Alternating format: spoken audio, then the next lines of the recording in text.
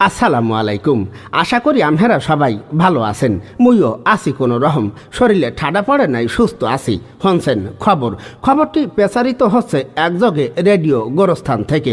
আর খবর পড়ছি মুই শিক্ষিত বাপের একমাত্র অশিক্ষিত পোলা, বৌমারা ইয়েতিম মানু, বরিশাল্যে মনু। প্রথমে হনবেন খবরের শিরোনাম।